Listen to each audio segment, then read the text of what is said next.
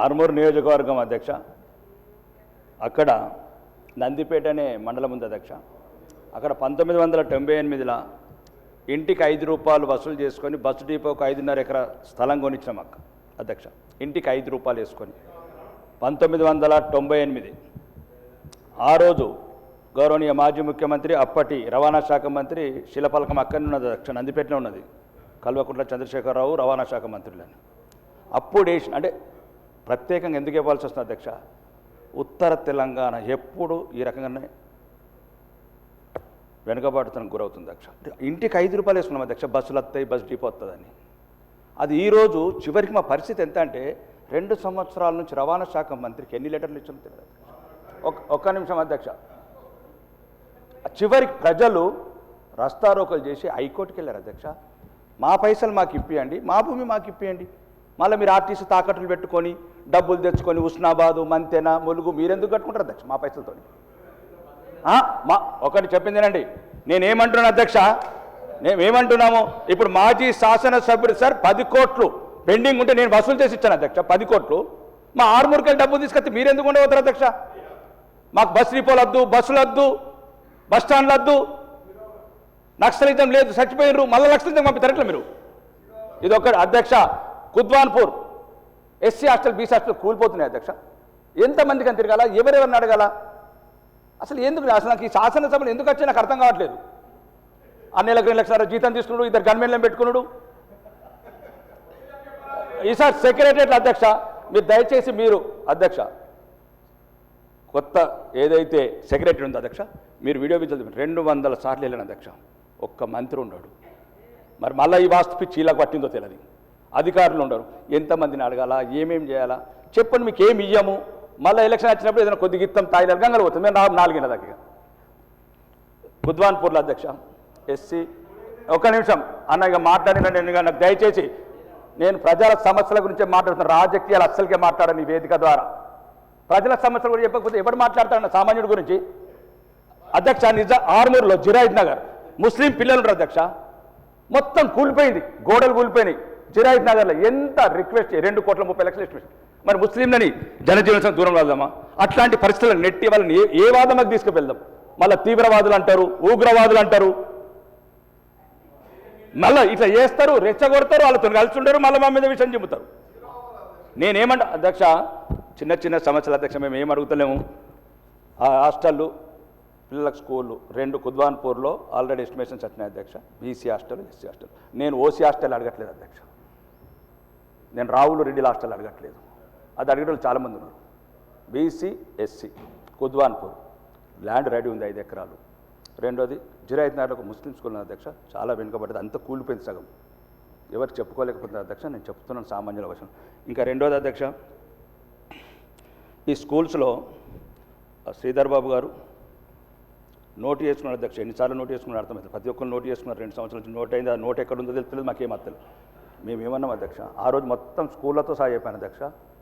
నేను విద్య గురించి మాట్లాడుతున్నాను అధ్యక్ష. 125 స్కూళ్ళల్లో ఎటువంటి మౌలిక వసతులు లేవు అధ్యక్ష. మళ్ళీ మన కమటం అనే ఊరుకోతే 10th క్లాస్ చదివే అమ్మాయిలు ఉన్నారు అధ్యక్ష. ప్రిన్సిపల్ వచ్చి చెప్తున్నది ఆ టీచర్ హెడ్ మాస్టరు, బాత్రూమ్ లేదు సార్, ఏదైనా చేయండి. ఎక్కడికి వెళ్ళి చేస్తాం సార్? ఎవరికి చెప్పాలా? ఏమని చెప్పాలా? చెప్పండి. ఇదే అయిపోయాయి.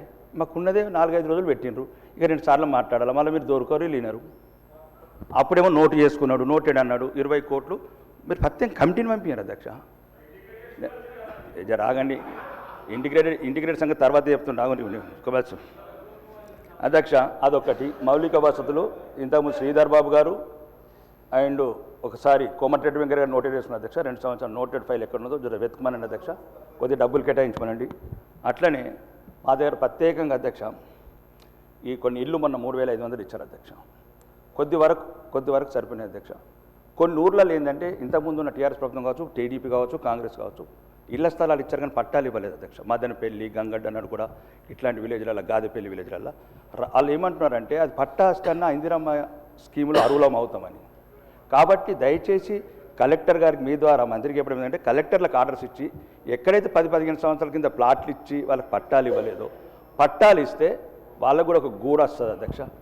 అందుగురించి అదొకటి మీ ద్వారా తీసుకెళ్తున్నాను. ఇంకా మా ప్రాంతంలో అధ్యక్ష చాలా విలేజ్లల్లో ఈ రైతాంగం ఎక్కువ ఆధారపడినది అధ్యక్ష. సామూహిక కల్లాలు రైతులకు. నేను ఫ్యూచర్ సిటీ గురించి మాట్లాడలేదు అధ్యక్ష, 5 లక్షల కోట్ల పెట్టుబడుల గురించి మాట్లాడలేదు. రైతులు కల్లాలు. మీరు ఇట్లా మాట్లాడి అసెంబ్లీలో ఇంకా సామాన్యుడి గొంతు సమస్య. నేను ఏం మాట్లాడుతున్నా అధ్యక్ష, 15 సంవత్సరాలైంది అధ్యక్ష లక్కంపల్లి సెజ్ ఒక్క ఇండస్ట్రీ రావట్లేదు. ఇక్కడ 5 లక్షల కోట్లు, ఇంతకుముందు దావోస్ పోతేనే 2 లక్షల కోట్లు, 7 లక్షల కోట్లు. ఏమైంది అధ్యక్ష? జిల్లాకు 70,000 కోట్లు ఇవ్వండి అధ్యక్ష. మళ్ళీ హైదరాబాద్ భారం ఎందుకు మోపుతారు అధ్యక్ష? ఔటర్ రింగ్ రోడ్ దగ్గర మీ స్థలాలు ఉన్నాయనా? రీజనల్ రింగ్ రోడ్ దగ్గర మీ భూములు ఉన్నాయనా? అంటే తెలంగాణ 10 జిల్లాల తెలంగాణకు 70,000 కోట్లు ఇవ్వండి అధ్యక్ష. ఈరోజు ఆదిలాబాద్ ఎయిర్పోర్ట్ అయింది, ఈరోజు వరంగల్ ఎయిర్పోర్ట్ అయింది. మొత్తం 10 జిల్లాలను సమంగా డెవలప్ అయ్యింది అధ్యక్ష. హైదరాబాద్ బాగా భారం పడుతున్నారు అధ్యక్ష. ఏ జిల్లా వాళ్ళు ఉంటారు అధ్యక్ష? ఆడు 20,000 జీతం చేసి 5,000 రూపాయలు కంపు రూమ్లో ఎందుకు ఉండాలి సార్ ఇక్కడ అధ్యక్ష? వరంగల్ ఉండని, కరీంనగర్ ఉండని, ఉన్నందుకు ఉండని. ఇప్పుడు మీరే అంటూ నిన్న గౌరవనీయ ముఖ్యమంత్రి అన్నారు 3,78,00,000 పాపులేషన్ ఔటర్ రింగ్ రోడ్ లోపల అధ్యక్ష 1,34,00,000 మంది అని గౌరవనీయ ముఖ్యమంత్రి అంటున్నారు. 20 ఏళ్లలో 75% పాపులేషన్ మళ్ళీ హైదరాబాద్ అర్బనైజ్ అవుతుంటున్నారు. మరి ఇంకెక్కడున్నాయి అధ్యక్ష సౌకర్యాలు? మనం ఎక్కడో చోట కట్టడి చేయాలి అధ్యక్ష. ఉదాహరణకు హైదరాబాద్ నుంచి ఒక చెప్తున్నా అధ్యక్ష, ఎక్కడికి వెళ్ళినా 2 గంటల ప్రయాణం అధ్యక్ష. ఒక ఆదిలాబాద్ ఒకటే దూరం ఉంది, వరంగల్ ఒక 2 అవర్స్, నిజామాబాద్ ఒక 2 అవర్స్ ఉండాలి. ఏమి అధ్యక్ష? లండన్కి వెళ్ళి వచ్చినోడికి హైదరాబాద్ దగ్గర అవుతుంది, నల్గొండ దూరం అవుతుంది అధ్యక్ష. ఒక్క నిమిషం మీరు మాట్లాడి నేను ఏమంటున్నాను, కొద్దిగా ప్రజల సమస్యలు ఒక 2 నిమిషాలు అవకాశం. ఎట్లా నీళ్ళు లేరు కదా అధ్యక్ష, అలా టైం ఇయ్యు. అలా కళ్ళల్లో మంటలు ఉన్నాయో, కడుపులో ఏమున్నాయో అది తర్వాత చూద్దరు కానీ. రెండోది అధ్యక్ష, ఒక చిన్న మీద మంత్రి గారు 1 నిమిషం ఇక లాస్ట్ అన్న. నేను అంటే నేను ఇట్లా కోపం కత్తరేమో అందరూ. నేను ఇక వాకాటన్న జరాగే. రెండోది ఈ ఒకటి అవుట్ సోర్సింగ్ ఉద్యోగుల అధ్యక్ష. రోజు ఏమంటారు, కార్పొరేషన్ ఒకటి పెట్టమంటారు. మీరు మేనిఫెస్టోలో పెట్టింది, కాంగ్రెస్ మేనిఫెస్టో పెట్టారు. మధ్యాహ్నం కమిషన్లు ఎక్కువ మంది తీసుకుంటారు అధ్యక్ష. వచ్చే 10,000 జీతము 10,000 జీతం డైరెక్టర్లు అకౌంట్ వేసేటట్టు. దీంట్లో ఏం లేదు సార్, ప్రభుత్వం అనుకుంటే 1 గంట పని. అవుట్ సోర్సింగ్లో కూడా అధ్యక్ష ఉన్నత వర్గాలు, అగ్న వర్గాలు, డబ్బున్న వర్గాలు లేవు అధ్యక్ష. అటు 18,000 జీతంలో మళ్ళీ 1,800 కొట్టేసాడు ఎందుకు? ఆ 18,000 పాలన కొనుక్కుంటాడు, ఇంత పేపర్ అని నేర్పించుకుంటాడు, పిల్లలకి ఇంత స్వీట్ అన్న కొంటాడు. ఇదొకటి ఆలోచించండి అధ్యక్ష, మీరు గౌరవనీయ మంత్రివర్యులు. రెండోది ఈ మధ్యాహ్నం అధ్యక్ష ఈ నిరుద్యోగులు ఈ ఉద్యోగులంతా ఒక ఫోన్ చేస్తున్నారు అధ్యక్ష. ఏమనంటే 61 నుంచి మళ్ళీ 64 చేస్తున్నారట అధ్యక్ష అని వాళ్ళు నన్ను అడుగుతున్నారు. అన్న ఇప్పటికే ఉద్యోగాలు లేవు, ముసలైపోతున్నాం, ప్రమోషన్లు లేవు, 61 నడరానోడికి మళ్ళీ 64 చేస్తే మా బతుకులు ఏం కావాలంటారు అధ్యక్ష. మీ వేదిక ద్వారా మీ ద్వారా ఈ ఎక్స్టెన్షన్ చేయొద్దు అని నా విజ్ఞప్తి అధ్యక్ష. ప్రభుత్వం కూడా దయచేసి యువతను నిర్వీర్యం చేయకండి. మీకు ఏదైనా డబ్బులు లేకపోతే అప్పులు తెచ్చుకుందాం, మత్తు తెచ్చుకుంటున్నాం, అప్పులు అవి కొన్ని తెచ్చుకుందాం. కానీ పిల్లలకు ఉద్యోగాలు రాకుండా కానీ కొంతమంది ప్రమోషన్లు రాకుండా వాళ్ళ జీవితం అంతా అయిపోయేటట్లున్నది. 68 మళ్ళీ 65 అయితే మళ్ళీ ప్రమోషన్లు మన్ను అచ్చుటోడికి రావు, అట్లా పోతారు. రెండోది యువతకు కొన్ని ఉద్యోగాలు వస్తాయి. కాబట్టి దయచేసి మీ ద్వారా ప్రభుత్వం చెప్పేది ఏంటంటే, ఏదైతే వయసు పెంచకుండా ఇప్పుడున్న వయసు నుంచి పిల్లలకు ఏదైతే మీ జాబ్ క్యాలెండర్ ఇస్తామో జాబ్ క్యాలెండర్ ఇవ్వండి, జాబ్ క్యాలెండర్ ఇచ్చేసి పిల్లలకు ఉద్యోగాలు ఇవ్వండి. రెండోది ఏదైతే చెప్పినా సార్ నోటు చేసుకున్న వాళ్ళు ఎవరైతే నోటు చేసుకున్నారో నేను మళ్ళీ అందరికి లెటర్లు ఇస్తా అధ్యక్ష. ఇప్పుడు పొన్నం ప్రభాకర్ గారికి ఒక సుమారు 50 సార్లు అడిగిన అధ్యక్ష. ఈ వేదిక మీద చెప్పమన్నాడు 50 సార్లు అడిగిన. నేను శాసనసభ్యుని అధ్యక్ష. నేను ఒక్క నిమిషం సార్ అధ్యక్ష, ఇలా చెప్తే అర్థమైతే లేదు. శాసనసభ్యుడిగా ఎన్నిసార్లు అమెరికాలో కూడా కలిసినాం, న్యూజెర్సీలో. అని మరి ఇక శాసనసభ్యులకి ఈ రకమైన పరిస్థితి ఉంటే ఇక ప్రజల గురించి మేమంటున్నాం. మరి ప్రత్యక్షం ఎట్లన్నా పాపం అధికార పార్టీలకు మోగబోయారు, వాళ్ళు అడగలేరు, మేమని అడగాలి కదా ప్రజల సమస్యలు. కాబట్టి అధ్యక్ష మీ ద్వారా గౌరవనీయ శ్రీధర్ బాబు గారికి, మంత్రులందరికీ నా యొక్క విన్నపము, నేను చెప్పిన కొద్దిగా ఆలోచించాలి అధ్యక్ష.